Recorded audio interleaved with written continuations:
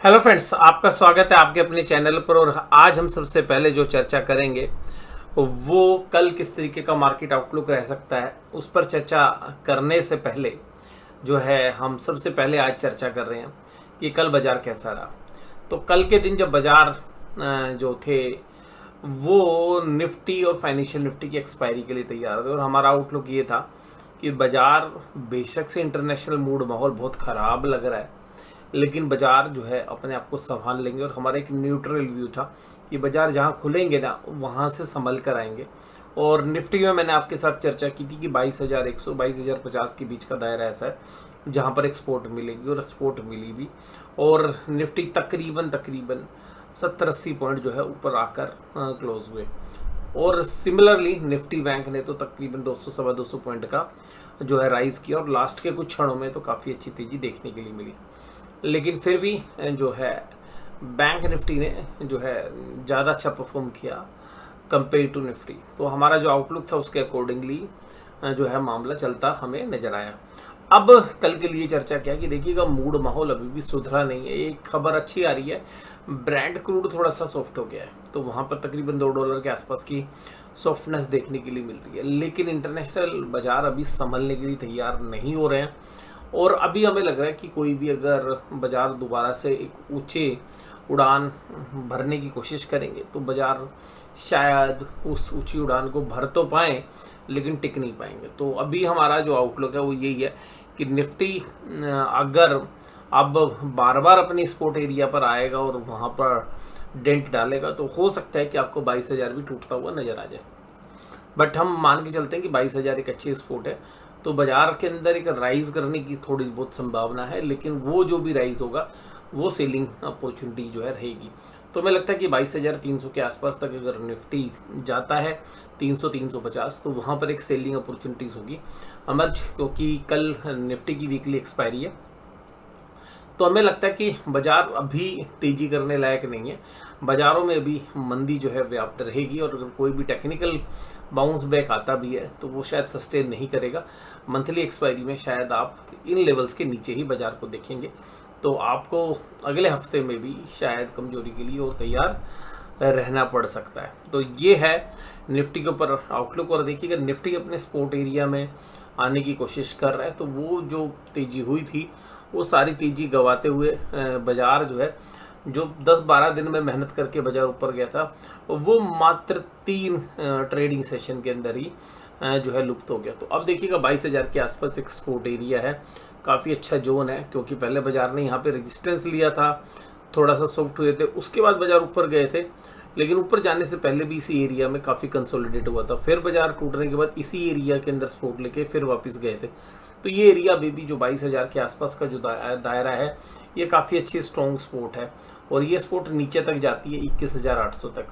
तो जब तक 21,800 के आसपास तक बाजार है, तब तक हमें लगता है कि बाजार में कोई बहुत बड़ी मंदी नहीं होगी। लेकिन अगर 21,800 बाजार टूट जाता है, हालांकि उसकी संभावना हमें नेक्स्ट वीक में होनी चाहिए, अभी नहीं हमें उसकी चिंता करनी चाहिए। बट अगर 21,800 किसी भी कारण से टूटता है क्लोजिंग बेसिस पे, तो कुछ सपोर्ट एरियाज़ हैं।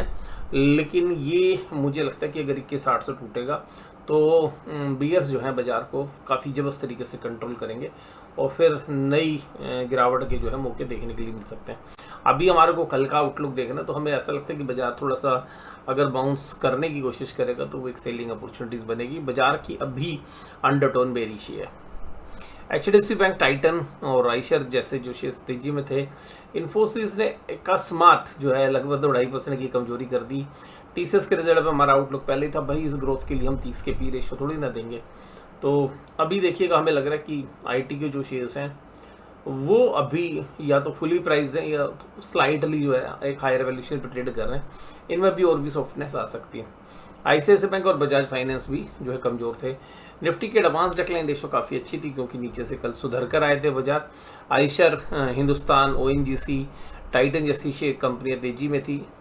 अब यहाँ पे तेजी कहाँ पे बन सकती है, देखिएगा ब्रेंट क्रूड का जो भाव है वो हो सकता है दोबारा बढ़े, अगर इजराइल और ईरान के बीच में कुछ तनातनी बढ़ती है तो वो हमारे बाज़ारों के लिए शायद अच्छा नहीं होगा। अगर वो तनातनी बढ़ती है, उसके बाद क्रूड ऑयल के अगर भाव बढ़ते हैं, वो हमारी जैसी इकोनॉमी के लिए बढ़िया नहीं है।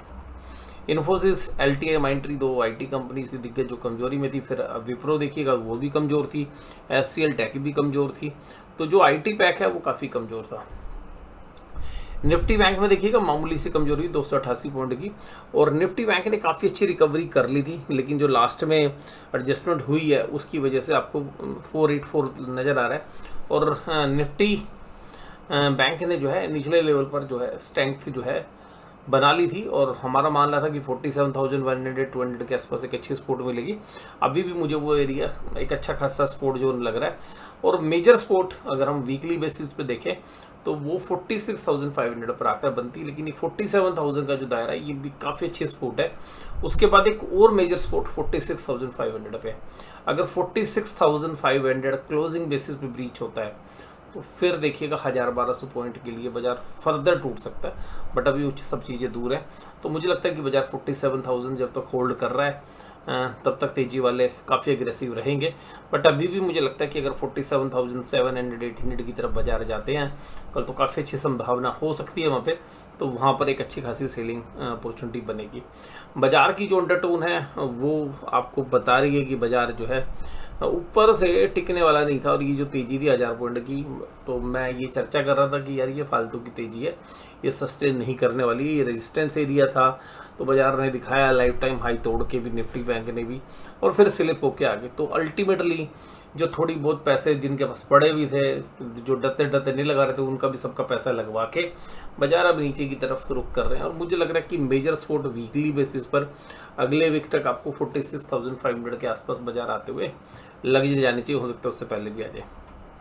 और ICICI, SBI और PNB बैंक जैसे जो शेयर्स थे वो तेजी में थे। और उसके बाद अगर हम देखें तो FIs का डेटा बड़ा कमज़ोर था। 4,400 करोड़ के आसपास की सेलिंग FIs ने कहाँ करी कैश मार्केट में, और DIIs भी ना बैकफुट पे, तो 2,000 करोड़ ही माल खरीदा।